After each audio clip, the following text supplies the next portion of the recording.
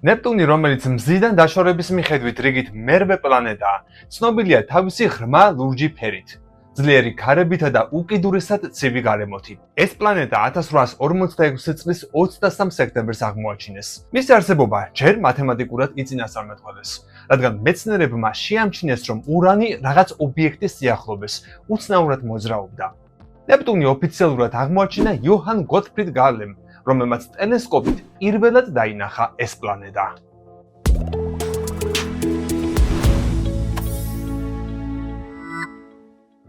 მოდი ახლა კიდევ უფრო მეტი გავიგოთ პლანეტა ნეპტუნის შესახებ. ნეპტუნი მზის სისტემაში სიდიდით მეოთხე პლანეტაა. მისი დიამეტრი დაახლოებით 59244 კილომეტრია. დედამიწაზე თითქმის 4-ჯერ ფართო. მასა კი დედამიწის მასაზე დაახლოებით 17-ჯერ მეტია.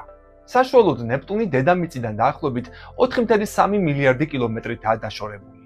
მზიდან კი დაახლოებით 4.5 მილიარდი კილომეტრით. ნეპტუნს 14 ცნობილი თანამგზავრი ჰყავს. ყველაზე დიდი მთვარე ტრიტონია, რომელიც უკუღმა მიმართულებით მოძრაობს. ნეპტუნი დღემდე ერთ-ერთ ყველაზე იდუმალ და ნაკლებად შესწავლილ პლანეტად ითვლება მზის სისტემაში. ხო და კოდის ამ ეპიზოდში მოდი უფრო მეტი გავიგოთ ამ საოცარი პლანეტის შესახებ.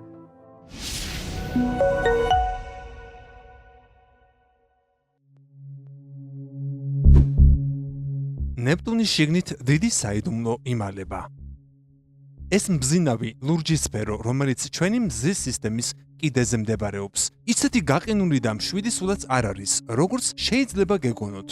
ეს ძალადობრივი სამყაროა, სადაც ბუნების ერთ-ერთი ყველაზე ძლიერი ძალა მოქმედებს.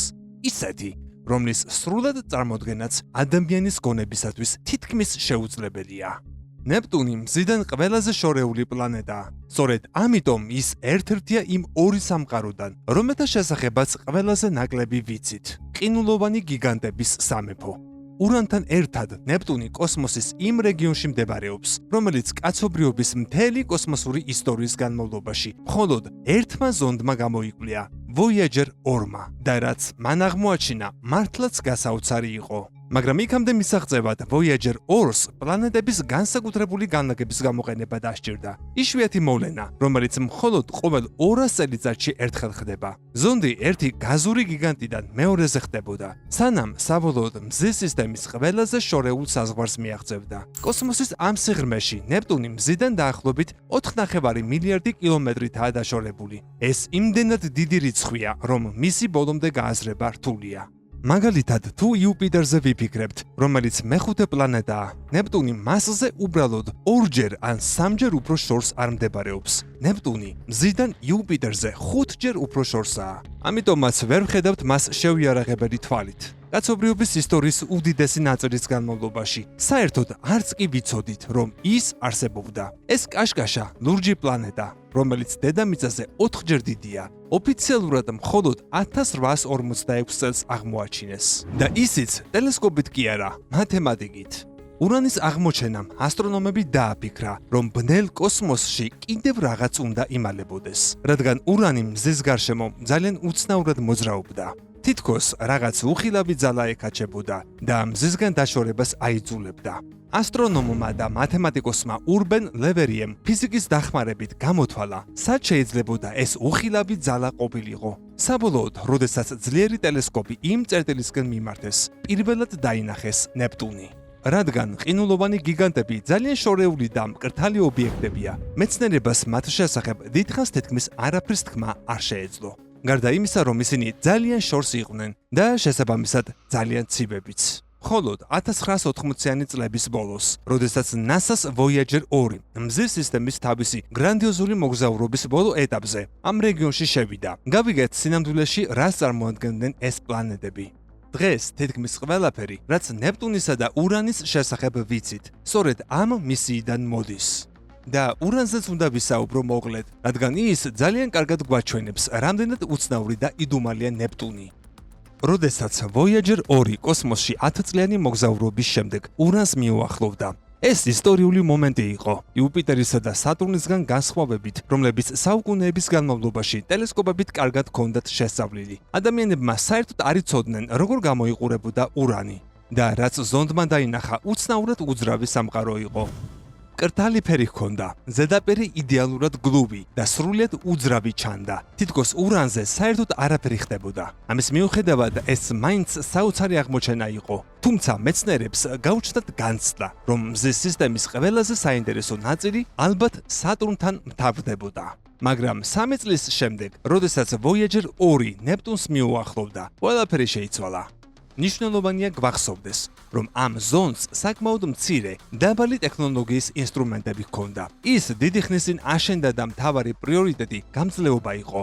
რა თქმა უნდა, Voyager 2-ს ჰქონდა კამერები, ფართოკუთხოვანი და ტელეობიექტივები, სხვადასხვა ფერადი ფილტრებით, რათა სინათლის კონკრეტული ტალღები გამოეყო. მას ასევე ჰქონდა ინფრაწითელი და ულტრაიისფერი ხედვის სისტემები, პლანეტის ტემპერატურისა და სიმკვრივის გასაზომად. ასევე მოწყობილობები, რომლებიც უხილავ ძალებს, მაგნეტიზმსა და რადიოტალღებს აფიქსირებდნენ. პირველი, რაც NASA-მ ნეპტუნთან მისვლისას დაინახა, იყო მისი კაშკაშა ელექტრული ლურჯი ფერი. ისეთი, როგორც მზის სისტემაში სხვაგან არსად ხვდება. და როდესაც ზონდი უფრო მიუახლოვდა, სწრაფად გაირკვა, რომ ეს სამყარო ურანივით მშვიდი არ იყო. ნეპტუნი ძალადობის სამყაროა.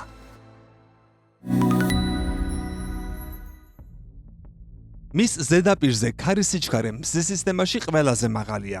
დედამიწაზე დაფიქსირებულ ყველაზე ძლიერ ტორნადოზეც კი 5-ჯერ უფრო მძლავრი. პიკის დროს ნეპტუნის ქარები ბგერის სიჩქარეზეც სწრაფად მოძრაობენ. მისი ზედაპირი გიგანტური შტორმებითაა დაფარული. Voyager 2-მა დედამიწის ზომის ქარიშხალი აღმოაჩინა, რომელსაც დიდი ბნელი ლაქა უწოდეს. ეს იუპიტერის წითელი ლაქასავით საათის ისრის საწინააღმდეგოდ ბრუნავდა. ამ შტორმის შიგნით ქარის სიჩქარე საათში 2400 კილომეტრს აჯარბებდა. შედარებისათვის, დედამიწაზე ოდესმე გაზომილი ყველაზე ძლიერი ქარიშხლების სიჩქარე დაახლოებით 500 კილომეტრი საათში იყო.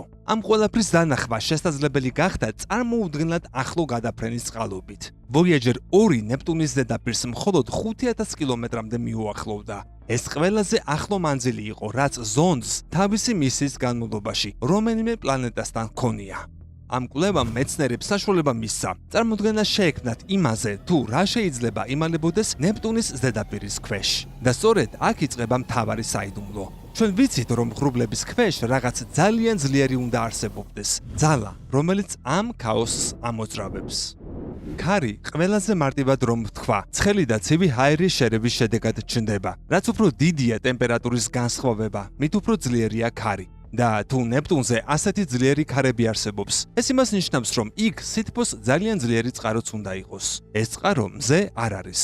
ნეპტუნი დედამიწასთან შედარებით მზის სინათლის მხოლოდ დაახლოებით 1000-ს იღებს. ამიტომ, როდესაც დავინახეთ, რომ ურანი მშვიდი და უძრავი იყო, ეს სრულიად ლოგიკური ჩანდა. მოსალოდნელი იქნებოდა, რომ ნეპტუნი კიდევ უფრო ცივი და მშვიდი იქნებოდა, მაგრამ ასე არ აღმოჩნდა. ნეპტუნის ღრუბლები არამხოლოდ უფრო აქტიურია, არამედ ურანზე უფრო თბილიც.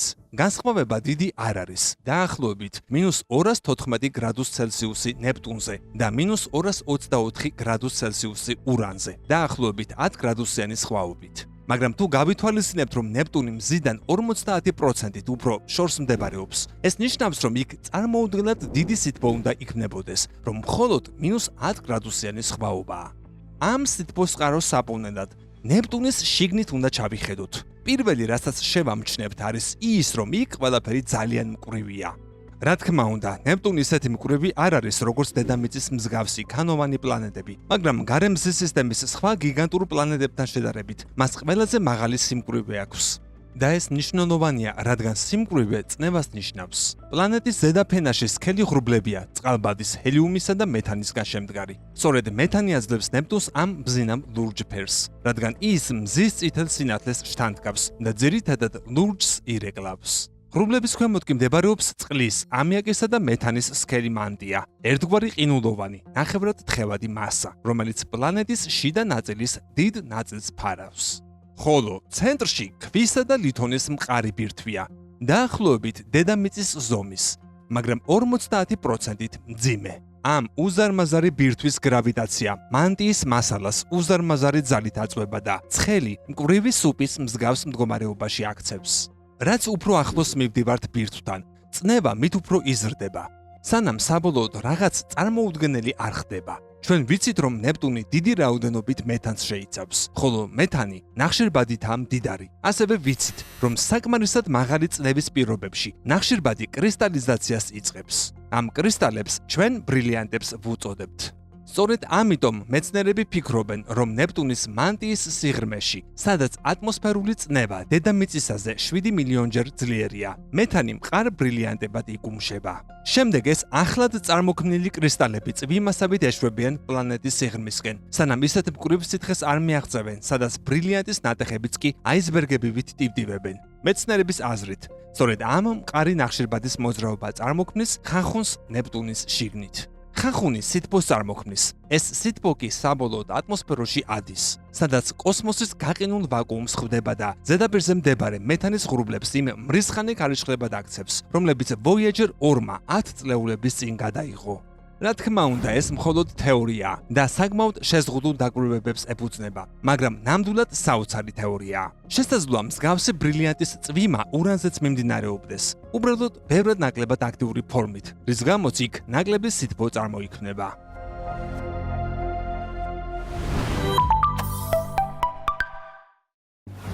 მაგრამ ეს არ იყო ერთადერთი საინტერესო რამ, რაც Voyager 2-მა აღმოაჩინა. მან ასევე იპოვა გიგანტური მთვარე რთული წარსულითა და დამანგრეველი მომავლით. ნეპტუნის 16 ცნობილი თანამგზავრიდან ტრიტონი ყველაზე დიდია. ის მზის სისტემის ერთ-ერთი ყველაზე დიდი მთვარეა და ნეპტუნის გარშემო ძალიან უცნაურად მოძრაობს. პირველ რიგში, ის პლანეტის ეკვატორის გარშემო არ ბრუნავს. მისი ორბიტა ძლიერ დახრილია და პოლარულ რეგიონებთან ახლოს გადის. და მეორე, ის არასწორი მიმართულებით მოძრაობს. ტრიტონი ნეპტუნის ბრუნვის საპირისპირო მიმართულებით მოძრაობს. ამას რეტროგრადულ ორბიტას ვუწოდებთ. პატარა ასტეროიდის მაგვარი მთვარეებისათვის ეს უცნაური არ არის, მაგრამ ტრიტონი ერთადერთი დიდი მთვარეა მზის სისტემაში, რომელიც თავისი პლანეტის ბრუნვის საპირისპიროდ მოძრაობს. რას ნიშნავს ეს? დიდი ალბათობით ტრიტონი საერთოდ არ არის ნამდვილი მთვარე. სავარაუდოდ ის ოდესღაც ჯუჯა პლანეტა იყო, რომელიც მოგვიანებით ნეპტუნის გრავიტაციამ ჩაიჭირა და თავის ორბიტაში მოაქცია. დღეს მეცნიერები ფიქრობენ, რომ ტრიტონი ოდესღაც ორმაგ სისტემაში არსებობდა, სადაც ორი ჯუჯა პლანეტა საერთო მასის ცენტრის გარშემო ბრუნავდა. შემდეგ ისინი ნეპტუნს ძალიან მიუახლოვდნენ. ნეპტუნის უზარმაზარმა გრავიტაციამ ეს კავშირი დაარღვია. ტრიტონი თავისკენ მიიზიდა, ხოლო მეორე ჯუჯა პლანეტა მზის სისტემის სიღრმისკენ მოისროლა. საკმაოდ უხეში საქციელია და ნეპტუნი მსგავს რამეს ხშირად აკეთებს. მზის სისტემის კიდეზე არსებობს უზარმაზარი რეგიონი, სავსე ობიექტებით, რომლებიც ნეპტუნმა მილიარდობით წლის განმავლობაში გზიდან გადააგდო. ამას კოიპერის სარტყელი ჰქვია. სწორედ იქ მდებარეობს პლუტონი. და ერთ-ერთი მთავარი მიზეზი, რის გამოც პლუტონი დღეს ნამდვილ პლანეტად აღარ ითვლება, ის არის, რომ ის უბრალოდ ერთ-ერთი ასობით მსგავსი ჯუჯა ობიექტიდან, რომლებიც ნეპტუნის გრავიტაციამ განზე გასწია. რაც შეეხება ტრიტონს, ისიც პლუტონის მსგავსი ობიექტია, თითქმის ერთი ზომის არიან. ვიზუალურადაც გვანან ერთმანეთს და ორივეს აზოდის ყინულის ქერქი აქვს. ერთგვარი ტყუპებივით არიან, მაგრამ ეს დიდხანს აღარ გაგრძელდება, რადგან ტრიტონი ჩვეულებრივი მთვარე არ არის და უფრო მძევალს გავს. მისი ორბიტა არამხოლოდ უცნაური, არამედ არასტაბილურიცაა. ნეპტუნისა და ტრიტონის გრავიტაციებს შორის კონფლიქტი ტრიტონს ნელ-ნელა პლანეტისკენ ეკაჩება. დროთა განმავლობაში ტრიტონი სპირალურად ეშვება ნეპტუნისკენ და ერთ მომენტში ნეპტუნის უზარმაზარი გრავიტაცია მას მთლიანად დაანგრევს. ტრიტონი ნამსხვრევებად გადაიქცევა. ეს ნამსხვრევები შემდეგ ნეპტუნის გარშემო ორბიტაზე განაგრძობენ მოძრაობას და საბოლოოდ გიგანტურ რგოლებად ჩამოყალიბდებიან. ტრიტონის შემდეგ Voyager 2-მა მზის სისტემის პლანეტები უკან მოიტოვა და ვარსკვლავთშორისი სივრცის უსასრულო სიცარიელისკენ გაემართა. ჯერჯერობით უცნობია, დაბრუნდება თუ არა ოდესმე კაცობრიობა ნეპტუნთან. იქ ზონდის გაგზავნა ძალიან რთულია, თუმცა შეუძლებელი არაა. 2006 წელს NASA-მ New Horizons-ი პლუტონამდე გაუშვა და ის დღესაც აგრძელებს კოიპერის სარტყლის სიღრმეების კვლევას. Neptune Odyssey NASA-ს ერთ-ერთი მომავალი მისიის კონცეფციაა. ამ პროექტის მიხედვით კოსმოსური აპარატი რამდენიმე წლის განმავლობაში ნეპტუნისა და ტრიტონის ორბიტაზე იმოძრავებს, ხოლო შემდეგ 200 კილოგრამიან ზონდს თავად პლანეტაში ჩაუშვებს, რომელიც მონაცემებს მანამდე შეაგროვებს, სანამ ატმოსფერული წნევა არ გაანადგურებს. და ეს არავინ იცის, რამდენ ხანში მოხდება. ამ დროისათვის ნეპტუნის დიდი ნაწილი კვლავ საიდუმლოდ რჩება. მაგრამ კიდევ ერთმა გაზურმა გიგანტმა, ყველაზე დიდმა ჩვენს მზის სისტემაში, უკვე ბევრი საიდუმლო გაგვიმხილა და ზოგი მათგანი სრულიად მოულოდნელი აღმოჩნდა.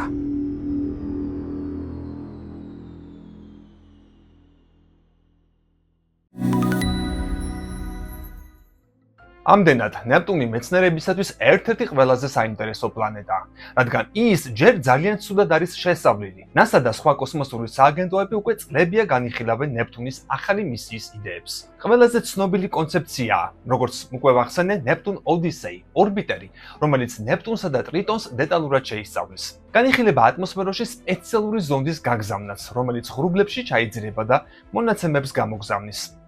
მეცნიერებს სურთ ნეპტუნის მაგნიტური ველის, შიდა სტრუქტურისა და ატმოსფეროს შესწავლა. ნეპტუნამდე მოგზაურობა ძალიან დიდ დროს მოითხოვს, დაახლოებით 12-15 წელი. პლანეტა უკიდურესად შორსაა, ამიტომ კოსმოსური მისიის ღირებულება მილიარდობით $-ია. მზისგან დიდი მანძილის გამო მზის პანელები ნაკლებად ეფექტურია, ამიტომ საჭიროა ენერგიის სპეციალური წყაროები, მაგალითად ბირთვული. მიუხედავად ამისა, მეცნიერების ნაწილი ფიქრობს, რომ 2030-იან წლებში ნეპტუნისკენ ახალი დიდი მისია რეალურად შეიძლება დაიწყოს, რადგან ეს პლანეტა მზის სისტემის ევოლუციის გაგებაში მნიშვნელოვან როლს თამაშობს. ნეპტუნზე საუბარს აქ დავასრულებ. შენ კი კომენტარებში დამიწერე კიდევ რომელი პლანეტის შესახებ გსურს მეტი ინფორმაციის გაგება. ხომ რომ მოიწონო ვიდეო და გამოიწერო კოდის YouTube არხი. იქვე გააქტიურე ზარიცხი ლაკით, რომ აქ გამოგჩეს ახალი ვიდეოები. დროებით.